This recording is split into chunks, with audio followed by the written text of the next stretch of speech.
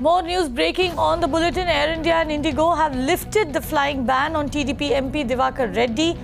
Reddy had allegedly manhandled IndiGo's ground staff at Vizag airport on June 15th, after which he was banned from flying. Later, all other leading Indian airlines had also extended the ban on Reddy. We understand that IndiGo has now lifted that ban. Paul joins me now with the latest. Paul, IndiGo lifting that ban. What prompted IndiGo to lift the ban on MP Diwakar Reddy? Well, it's really surprising. Even after MP Diwakar Reddy did something like that, picked up a ruckus at the Visakhapatnam airport, IndiGo has decided to lift the ban. In fact, we're hearing an official statement from IndiGo says that senior IndiGo officials today met Dr. Reddy at a lunch which was hosted by Y.S. Chowdhury, who was another TDP MP, and they decided to resolve the issue of Diwakar Reddy's ban on IndiGo flights, and following which the issue was amicably solved, is what IndiGo says, and IndiGo has decided to lift the ban with immediate effect, is what the press release of IndiGo it says. And they also say that Mr. Reddy filed case against IndiGo, has decided to withdraw the case. And immediately, once IndiGo let the Federation of Airlines know that they're lifting the ban, Air India also decided to lift the ban on Diwakar Reddy. Right. Paul, just to bring our viewers up to speed, can you recount the incident which led to IndiGo actually banning Diwakar Reddy in the first place?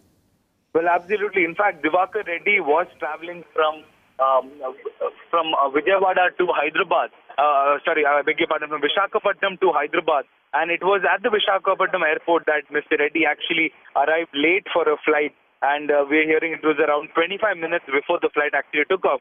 He came to the airport, created a ruckus, demanded that he be given a boarding pass, even though he was well beyond the time he was supposed to be there. I mean, any normal man would have to be at the airport 1 hour before the departure of a flight. He walked in around 25 minutes before the flight actually took off, created a ruckus, and we got to know about this information, and we had confronted him where he said nothing had happened at the airport. It was just a minor argument.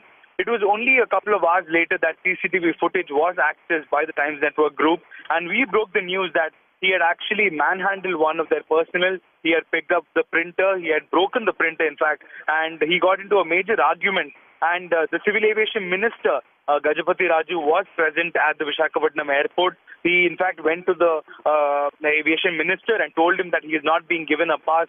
And it was on the intervention of Gajapati Raju, according to Diwakar Reddy, that a boarding pass was given to Diwakar Reddy. And even though he walked in late to the airport, he boarded the same flight. He was issued a boarding pass, and it was then that he flew to Hyderabad.